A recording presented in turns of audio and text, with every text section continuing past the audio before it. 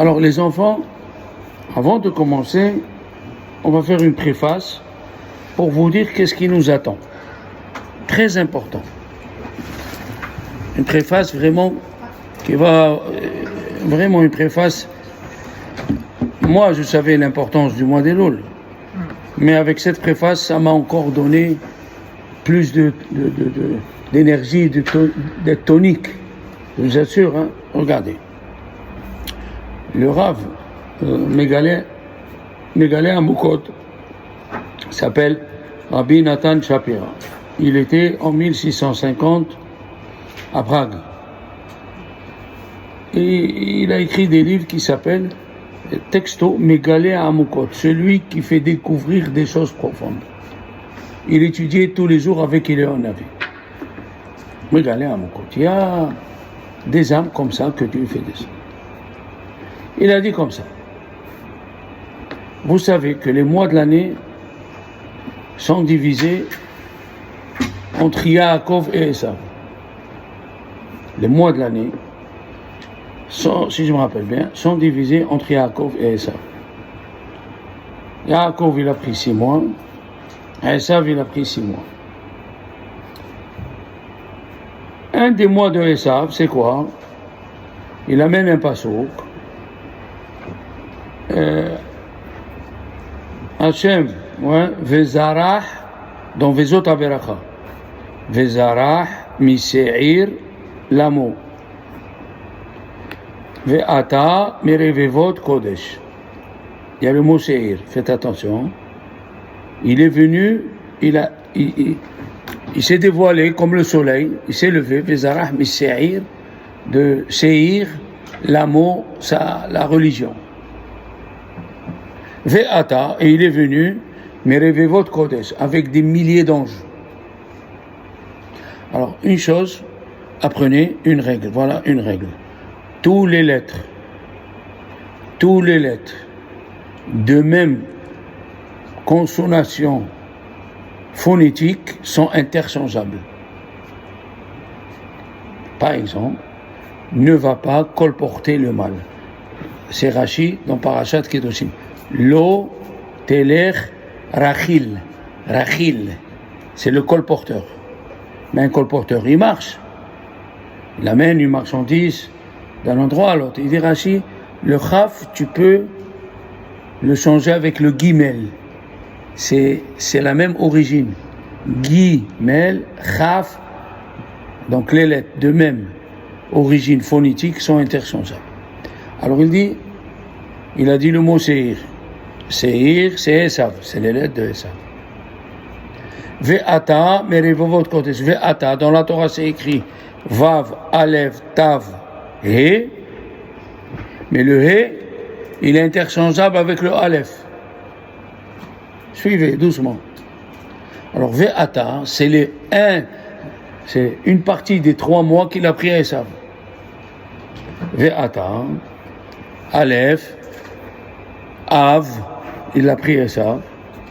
Tav, Tammuz, Aleph, Av, Tav, Tammuz, Aleph, Elul. Esav, il a pris Av, Tammuz, Elul. Ok. Première préface. Première couche. Deuxième couche.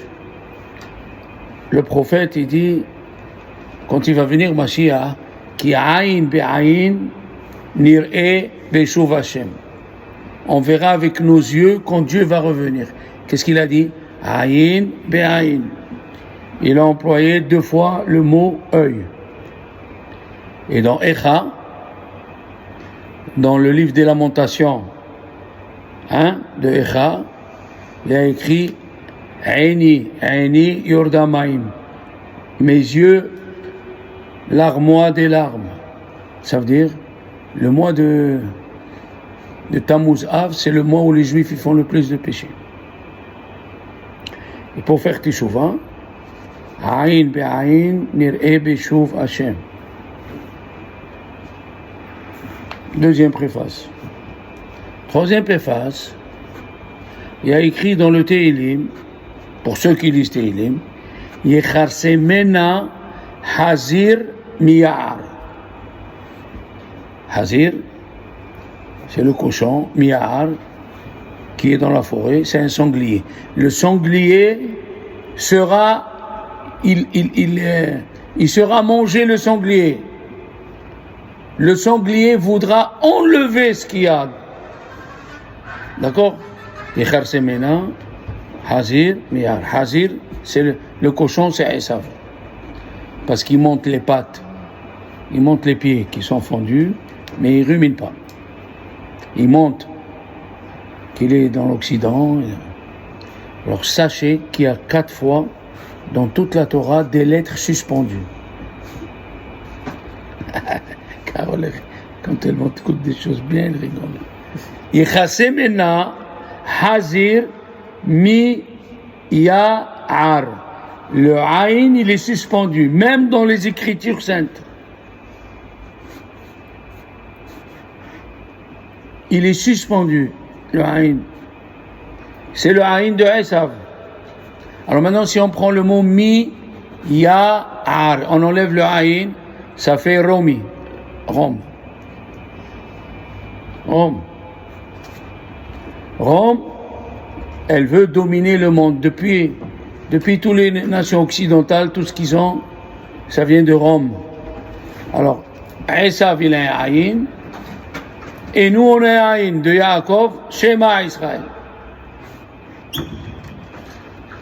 Shema, le Shin, c'est de Yaakov. Quand tu dis Shema Israël, tu dis à Yaakov qui s'appelle Israël, jusqu'à aujourd'hui, on tient. Malgré les épreuves, on tient. Donc, Aïn, on a un Yaakov, Aïn, on a un Esav, on a un Aïn suspendu, on a les 3 mois, Tammuz, Av, Elul, qui sont à Esav. Et maintenant, écoutez bien. Yaakov Avinu, comment il devait s'appeler? Vous avez oublié. Yaakov, il devait s'appeler Akev, talent. Parce qu'il prenait le talent de...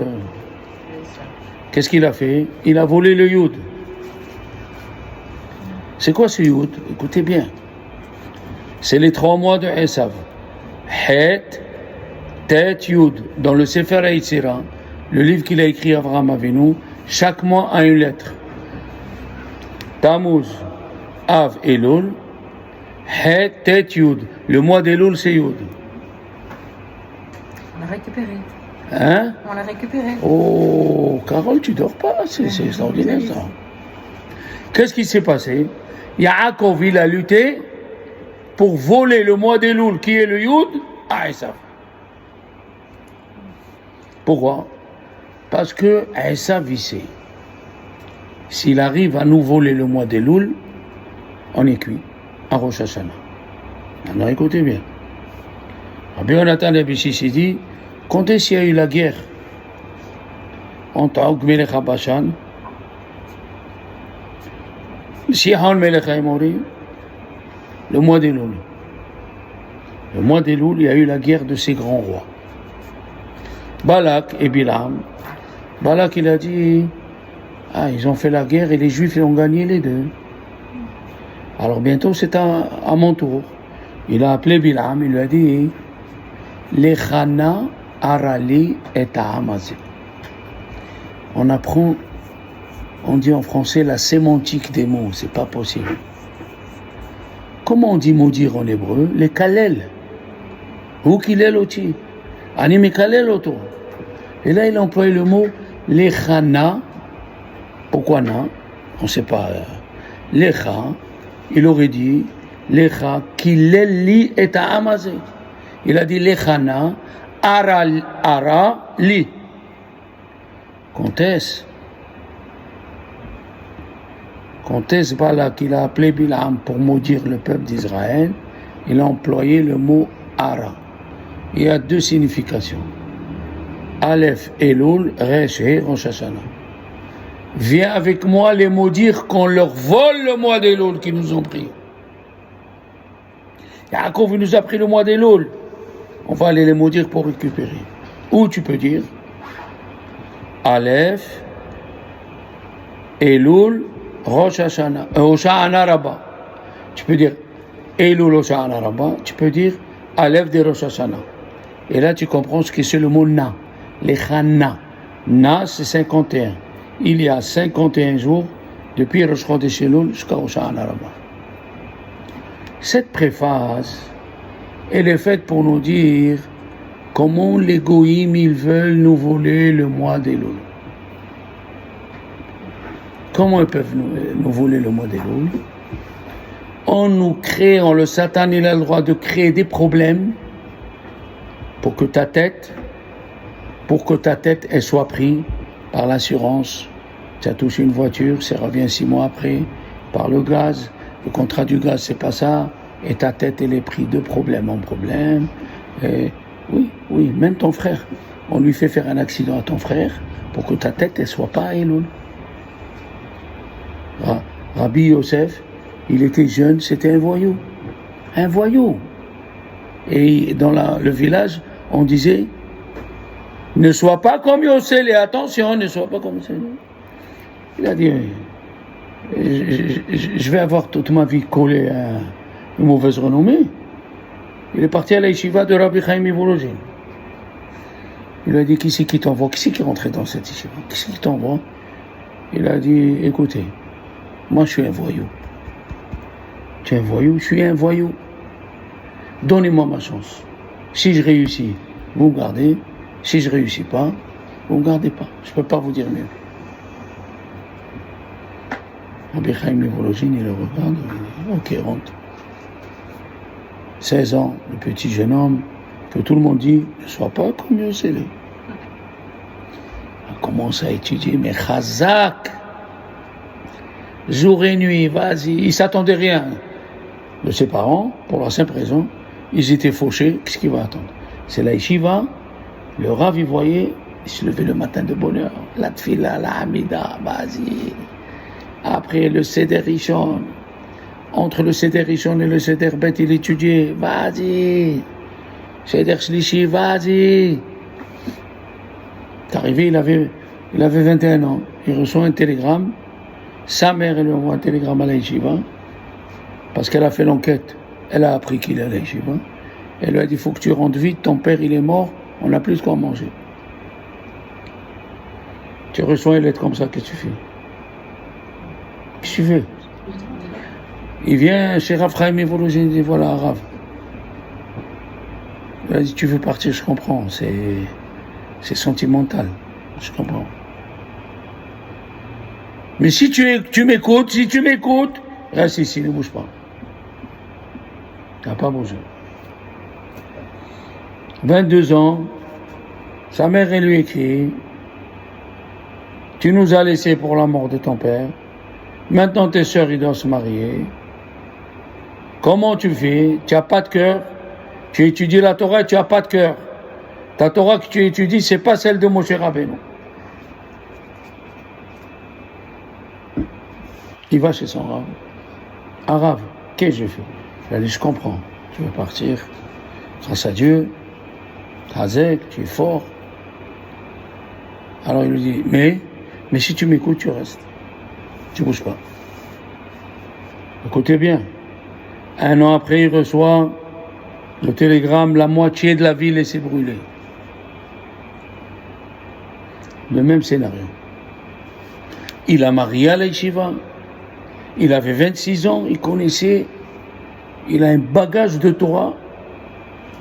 Et ils sont venus, regardez comment Dieu fait les choses. Les gens de la ville, ils ont réussi à se remonter.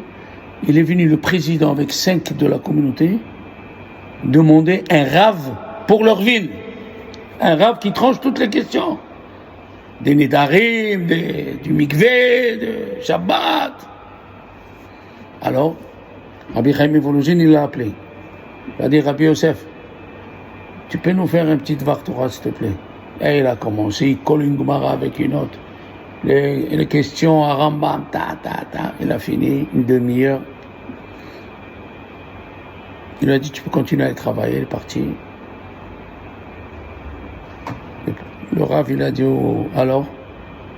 Il a dit, pour nous, il est plein. Un tonneau plein de Torah.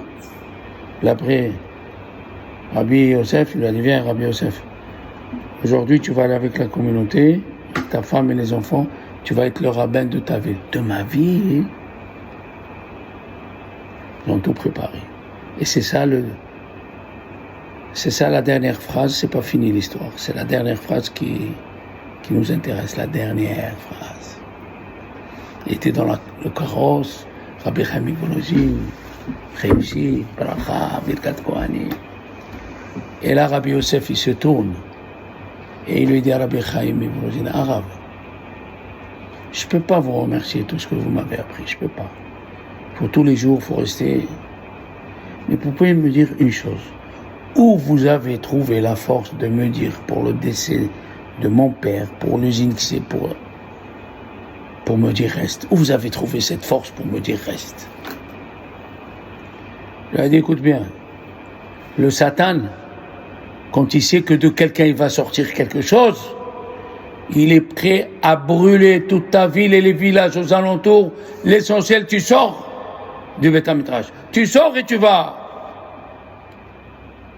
Eh bien, le Rav, il nous disait à la Yeshiva, le mois d'Elul, vous allez voir, il va sortir des trucs que tu n'as pas pensé.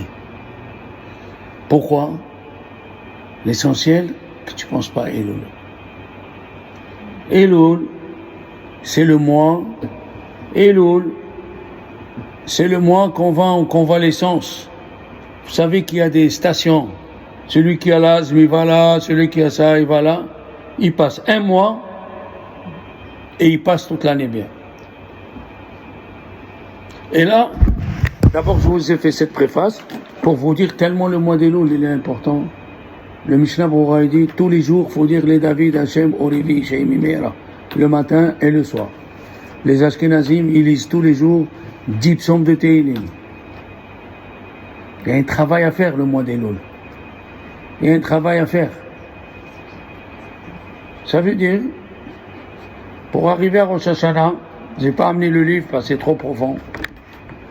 Tout le mois d'Elul, les enfants, aujourd'hui il est monté Moshe Rabbeinu au ciel. Et tous les Juifs ont accompagné Moshe Rabbeinu. Et ils étaient en train de pleurer. Hachem, fasse qu'on ne se trompe pas. Hachem, fasse qu'on ne fait pas la même bêtise qu'avant. Tout le mois, ils priaient, tout le mois, ils priaient, tout le mois, ils priaient. Et le jour de Kippour, le 10 Tishri, ils sont tous montés au mont Sinaï et ils prient Hachem, qu'on ne se trompe pas, qu'il descend Moshe Rabbeinu. Hachem, les enfants, les Lévi'im, les Kohanim, le peuple d'Israël, 5 millions de personnes autour du mont Sinaï en train de pleurer. Qu'on ne se trompe pas, qu'ils nous rendent l'étape de la loi. Et Moshe Rabbeinu est descendu. Et quand Dieu a vu ça, comment pendant un mois on pleurait, pendant un mois on était là pour recevoir la Torah le jour de Kippour. Alors Dieu il a dit à Moshe Rabbeinu, dis aux enfants d'Israël, je choisis ce jour de Kippour chaque année pour vous pardonner avec joie. Donc le mois de Elul, c'est pas un mois comme tous les autres. Regardez, il dit le Ramban, Rabbi Moshe Bar Nachman, il dit, dans la paracha de Hémor, le début du signe du zodiaque du mois d'Elul, c'est Vierge. Et à Rosh Hashanah, c'est quoi le signe? Balance. C'est pas un signe, ça, il te dit?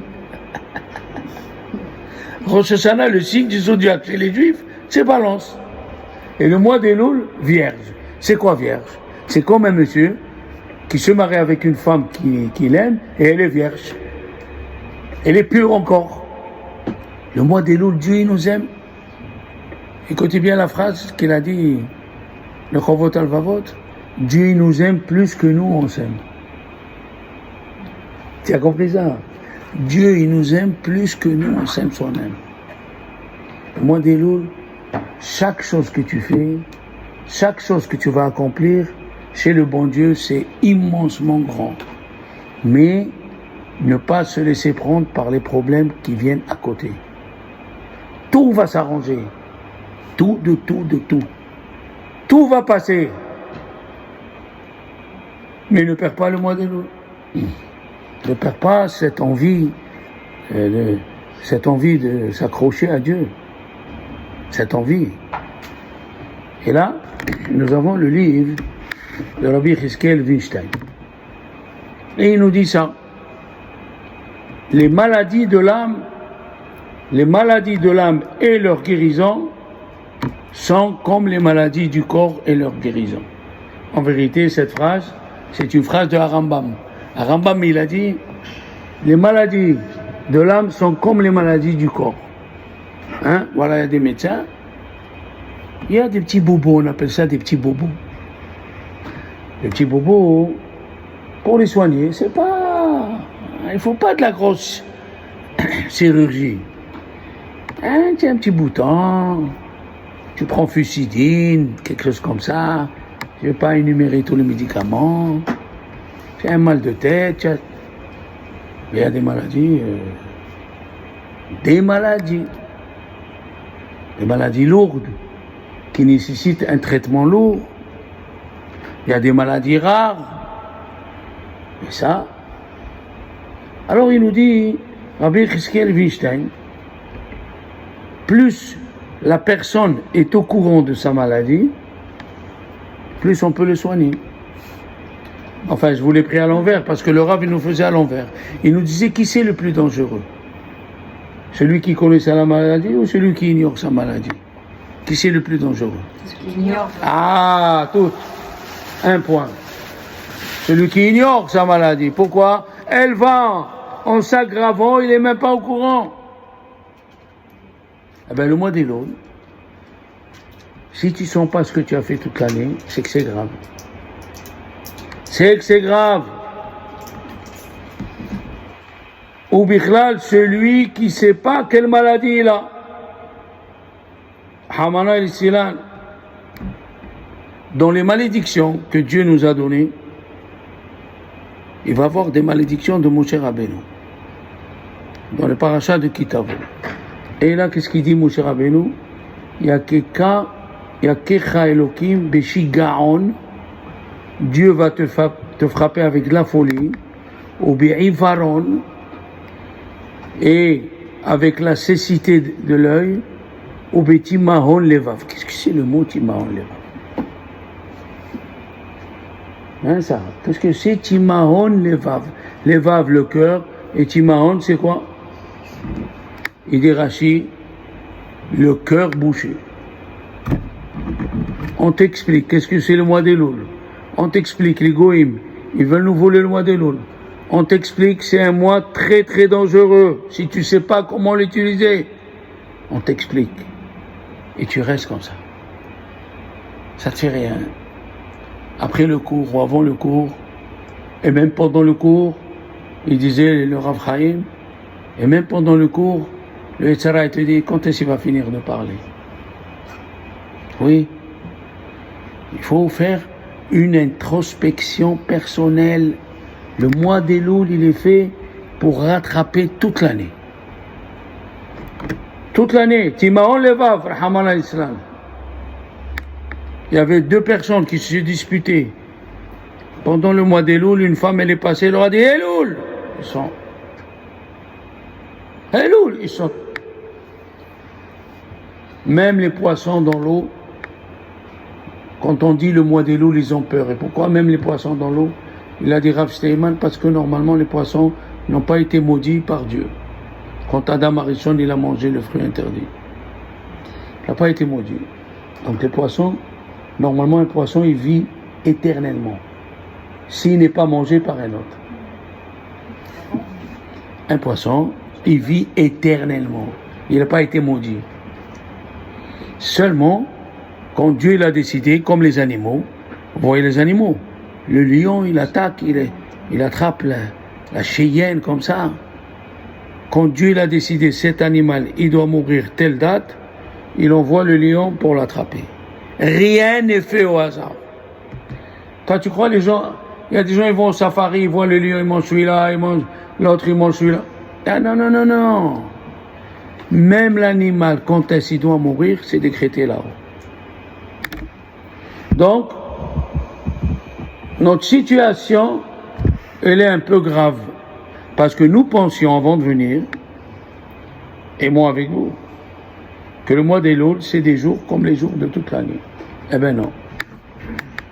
Celui, il dit le Rabbi Hizkiel Weinstein, celui qui pense que le mois d'Elul, il est comme les autres jours de l'année, il s'est trompé. Et là, il fait une préface, il dit que Dieu, il a créé l'homme, la personne, l'homme, pas l'homme, la personne, elle est faite de deux parties. La neshama et l'intelligence, et le corps et les mauvais instincts.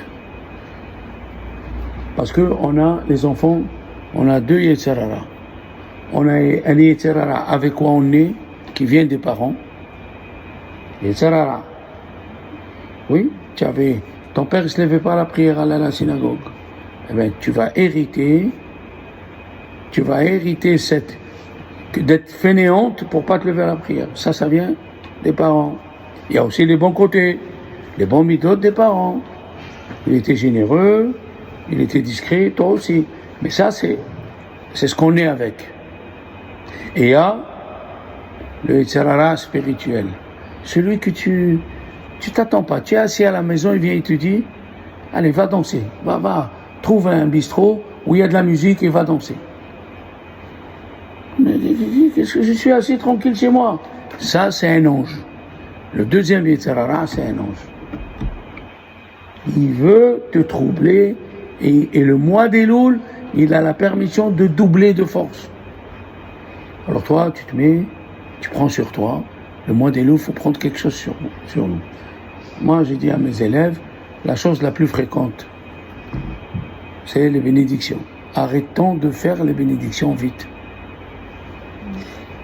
Arrêtons de prendre la bracha de Asher Yatzar pour la prière du chemin. On marche et on fait ça. J'ai commencé à refaire comme toi. Oui, tu rigoles. Mais il faut s'arrêter, c'est pas facile. S'arrêter, Baruch Ata Hashem Elokeinu Melech HaOlam Asher Yatzar et Adam. Remercier Dieu de ce qu'il nous a donné la santé. Un monsieur de Bnei Brak, un homme simple, il travaille mais il habite Bnei Brak. Il s'est levé, il voit mal. C'est arrivé juste il y a une semaine. Il est parti voir le médecin généraliste. Il a dit, écoute, moi je ne suis pas spécialiste, je pense qu'il y a quelque chose de sérieux. Puis il a envoyé un grand ophtalmo à Tel HaShomer, un des plus grands hôpitaux de Jérusalem, de Tel Aviv. Il va, il ne sait pas comment lui dire. Il lui dit, écoutez, monsieur Yaakov, je ne sais pas comment vous dire. Il dit, quoi? Vous allez perdre l'œil, cet œil vous allez le perdre, et si vous l'enlevez pas pour mettre un œil en verre, il va contaminer l'autre. Quoi? Il a dit, maintenant que je suis chez vous, est-ce qu'il y a un plus fort que vous en ophtalmo? Il a dit oui. Ou à New York. Mais il faut amener avec toi $150,000 pour qu'il t'opère. Et peut-être il va te sauver l'œil. Il va à New York, il prend des prêts. Prête-moi ma tante, prête-moi ma soeur, prête-moi mon frère. Et l'autre, comme c'est son copain, il lui a pris le rendez-vous. Il arrive, il le fait rentrer. Bonjour, how are you? Il le met sur la table et il ausculte 20 minutes avec des assistants. Je suis désolé. Je confirme ce qu'il dit mon ami de Tel Aviv. On doit t'enlever l'œil, il est mort. Malgré que tu vois un peu, il est en train de mourir.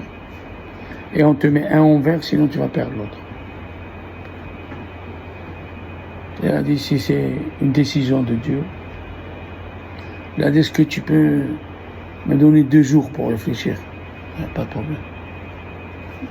Le premier jour, Il était là, sa femme elle appelait, son fils.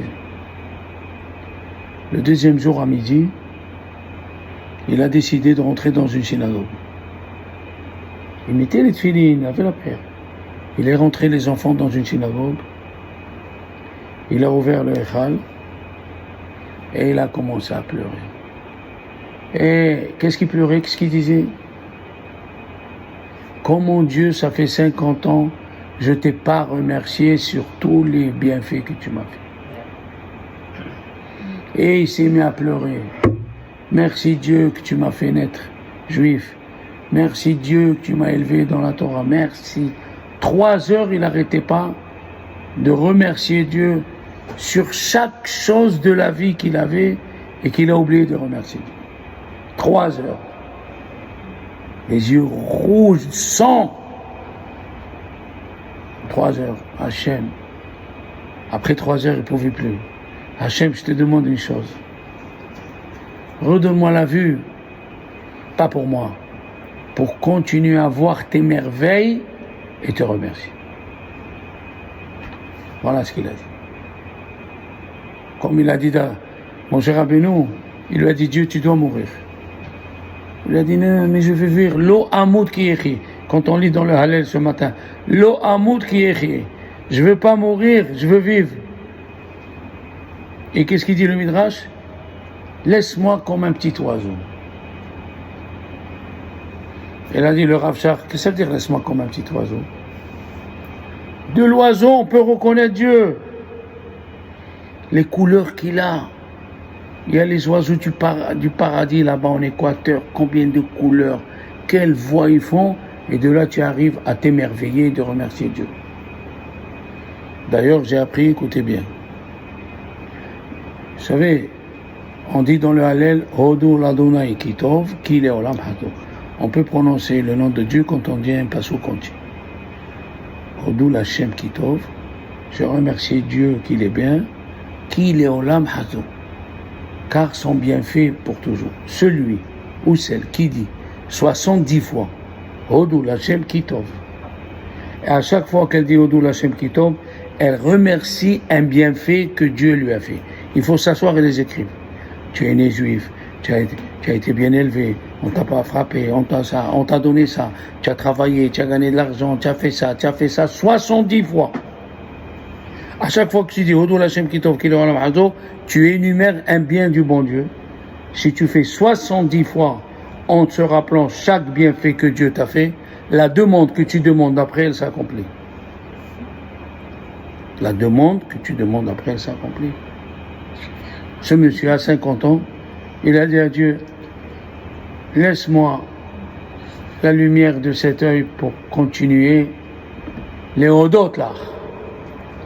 Comme il dit Rabbi Moshe Bar Nachman, le but de l'existence de Dieu, c'est de le remercier toute ta vie. Remercie Dieu. Déjà, dès qu'on se lève le matin, on a 11 bénédictions.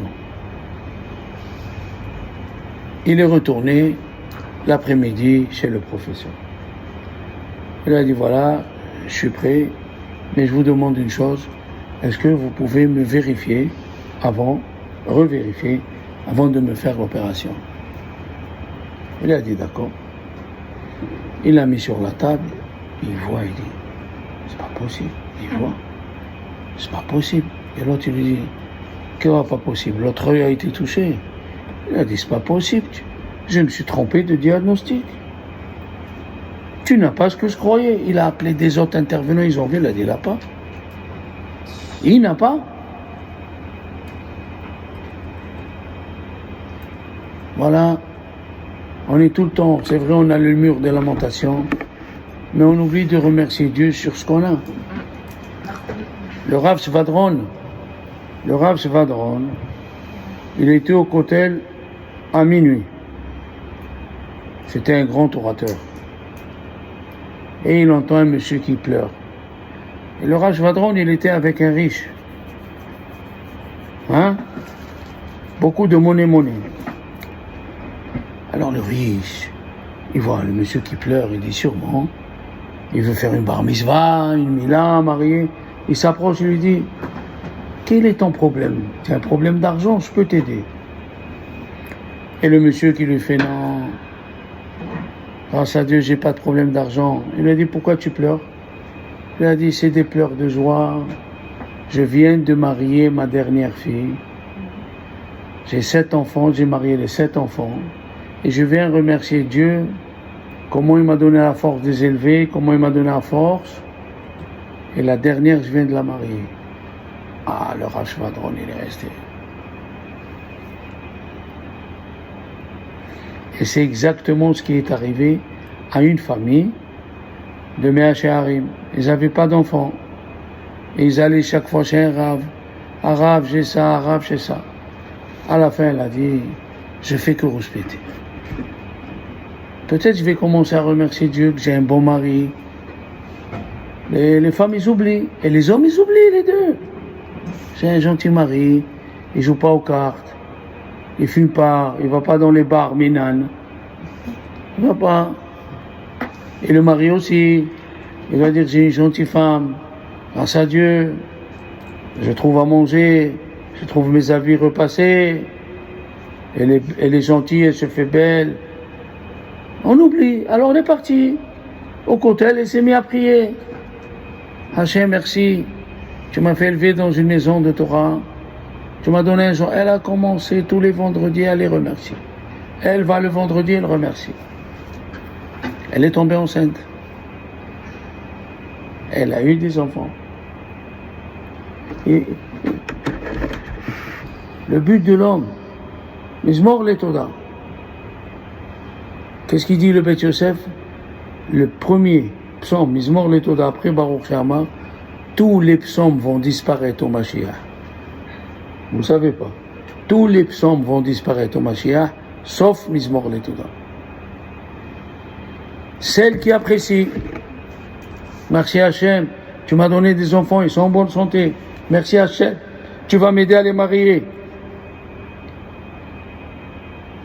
Vous savez que tous les mois, il est dans ton livre, dans Moussaf de Rosh Chodesh, tous les mois, avant de dire Baruch Ata Hashem, Mekadesh, Israël Veraché Hodashim, il y a une kavana à faire dans le nom de Dieu.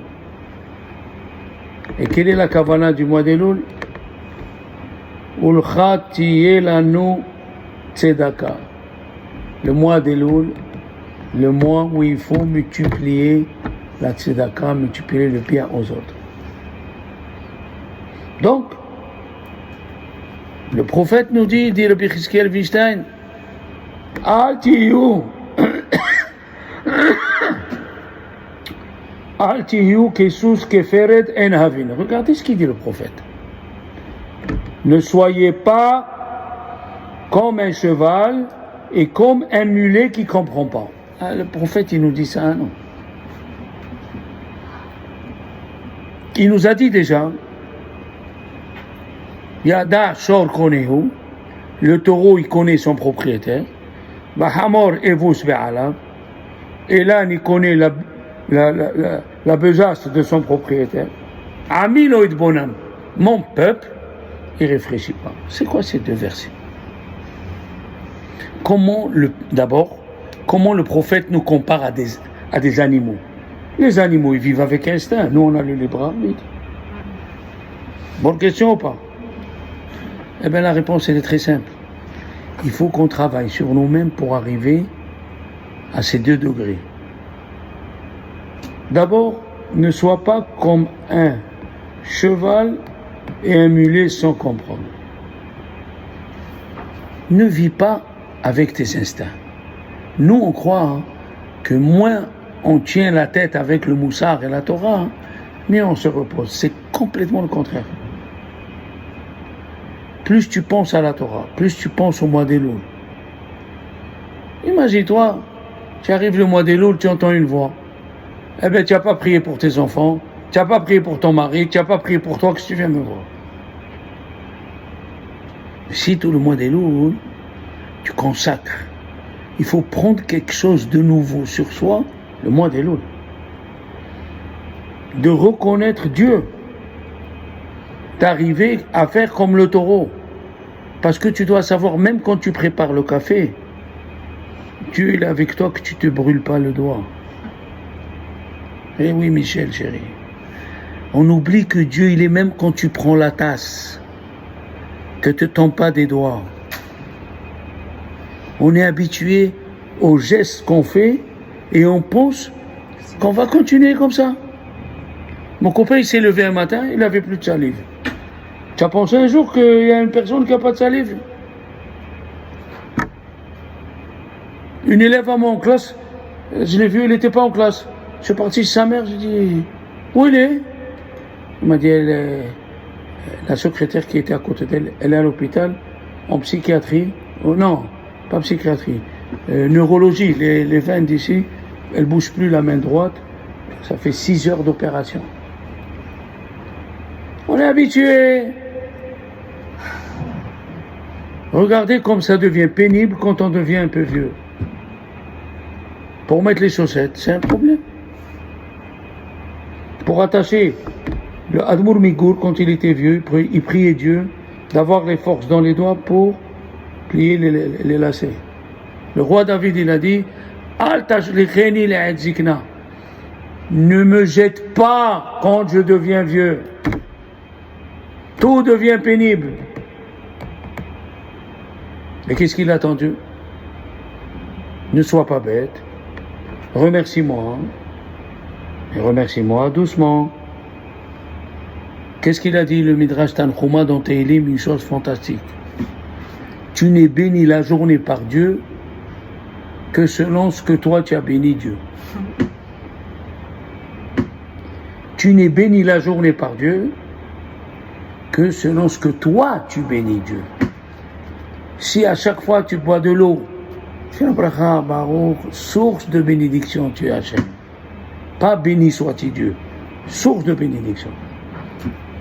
Alors mes amis, chacun il doit voir sa personne, dans quoi il doit travailler. Parce que grâce à Dieu, chacun il a un petit panier, et chacun il a ses épreuves. Et personne ne peut dire, ah moi si j'avais les épreuves à lui, moi je serais... Que Dieu nous donne la force de passer un bon mois de Elul.